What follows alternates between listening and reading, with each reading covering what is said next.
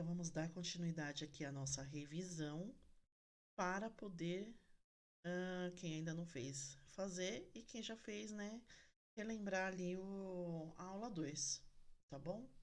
Por quê? Porque a gente vai fazer até a semana que vem, até a aula 10, para podermos fechar as notas do bimestre, relembrando, né? Vamos lá, parte 2 do conto. A gente já viu o que é o conto, a gente vai ver agora um pouco os elementos da narrativa. Então vamos lá, o narrador, como a gente já viu, é a voz que conta a história e ela pode ser o narrador personagem, como nós vimos anteriormente, o onisciente ou o observador. O espaço seria um ambiente físico ou geográfico onde a narrativa ocorre, pode ser um lugar real ou imaginário. Físico ou geográfico pode ser sala de aula, um país, uma cidade, uma parte do mundo, um outro planeta, uma terra de conto de fadas e assim por diante.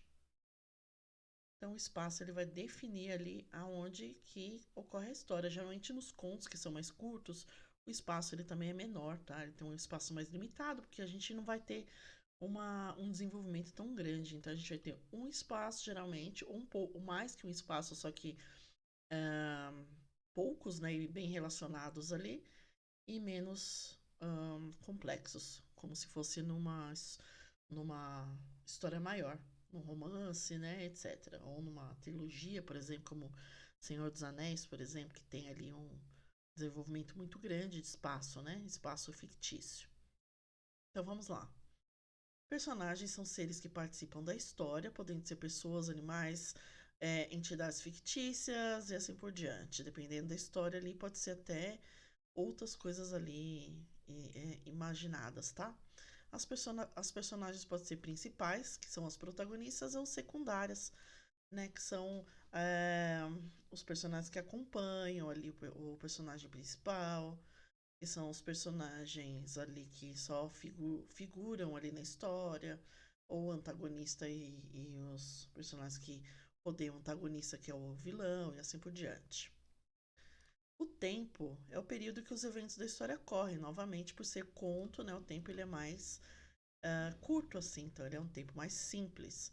Pode ser o tempo cronológico, que segue uma linha temporal linear, por exemplo, se for em um dia, manhã, tarde, né, noite, etc.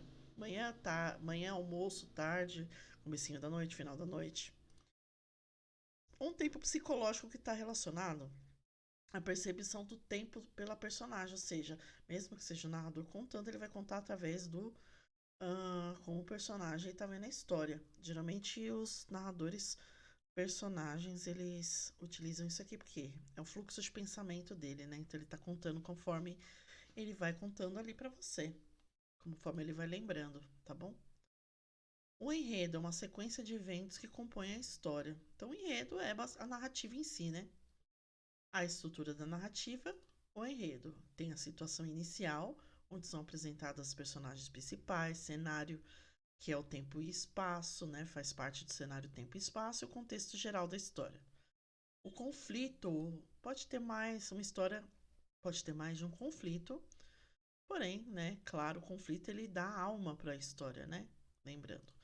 Porém, o conflito ali, quanto mais simples a história, como um conto, menos conflito geralmente vai ter, né? E o enredo ele começa a se desenvolver com a introdução de um conflito ou um problema que a personagem precisa enfrentar, ou os personagens, tá bom? Ele vai ter um conflito principal aí. O clímax vai ser o ponto de maior tensão e emoção da narrativa. Ele é necessário para poder dar um fluxo à história, né? Na literatura contemporânea, a gente ainda já tem aí alguns livros com algumas estruturas ali narrativas que não tem clímax, porém é um estilo muito diferenciado, tá? Por assim dizer. É um momento crucial em que o conflito atinge seu ápice e as consequências das ações das personagens são decisivas que levam para o desfecho, tá? Então, o conflito é aquele momento onde o herói e o vilão se enfrentam, onde algum problema vai precisar de uma solução, ou atitudes precisam ser tomadas, assim por diante. E o desfecho, então, a tensão ele vai ser diminuída à medida que o conflito se resolve e os personagens lidam com as consequências. e a narrativa caminha para uma conclusão ou não. Hoje em dia a gente tem bastante gancho nas séries, por exemplo, para continuar, né? Ou se é um livro com continuação como uma série de livros, ou se é um conto ali que vai continuar em outro conto, também pode acontecer, tá? Aí a gente vai para a parte gramatical, advérbios e locuções adverbiais. Advérbio é a palavra que modifica ou intensifica o sentido de um verbo, né, ação. Um adjetivo que é o que qualifica ali um substantivo, por exemplo, e um outro advérbio que também, um advérbio vai servir também para intensificar outro advérbio, indicando circunstâncias como tempo. Então, lembrando que advérbio é circunstância, tá? Tá bom? Verbo ação, adjetivo qualidade e advérbio circunstância, como tempo, modo, lugar, intensidade, dúvida, afirmação, negação, entre outros. São classes de palavras. Então, exemplos de advérbios incluem rapidamente, que é advérbio de modo. Geralmente, os advérbios de modo têm o sufixo mente, tá? Então, termina muito com mente. Hoje, que é de tempo, aqui, que é de lugar, muito, intensidade, sim, afirmação, não, negação. São exemplos de muitos advérbios, são muitos, tá? Tem as locuções adverbiais também, que é um conjunto de duas ou mais palavras que juntas desempenham uma função de advérbio, né? Ou seja, modificam ou intensificam o sentido de um verbo, adjetivo ou outro advérbio, indicando as mesmas circunstâncias que os advérbios individuais. Exemplos são à noite, que é de tempo, de repente, que é de modo, em cima, que é de lugar, de vez em quando, que é de frequência e sem dúvida, que é de afirmação. Então, lembrando então que locução adverbial tem duas ou mais palavras que têm uma função de advérbio. Então vamos lá, atividade. Leia o trecho final do conto Natal na Barca, da Lígia Fagundes Telles. Você vai fazer a leitura desse trecho final, desse conto. Você vai reler o trecho e transcrever um advérbio ou locução adverbial de modo desse trecho, né, que é o que você acabou de ler, de tempo, de lugar. Facinho, tá? Explique como esses advérbios e locuções contribuem para a construção do enredo. Como que você acha? E aí vai muito da sua percepção também, tá? Como você acha que, por exemplo, ontem eu fui na feira? Como que esse ontem ali vai contribuir para a construção dessa frase, tá? Desse momento ali, né? De repente, é, ontem, o fato dela ter ido na feira ontem fez toda a diferença ali num acontecimento que ocorreu, ali que ela falou que não estava no acontecimento, e aí vai mudar toda a percepção da história, tá? E é só um exemplo, né? Então vamos lá, aqui a gente tem as múltipla escolha. Então, a questão refere-se ao livro Anos de Chumbo e Outros Contos, de Chico Buarque. Quando a gente tem outros contos ou antologias, nós temos um livro de contos, tá?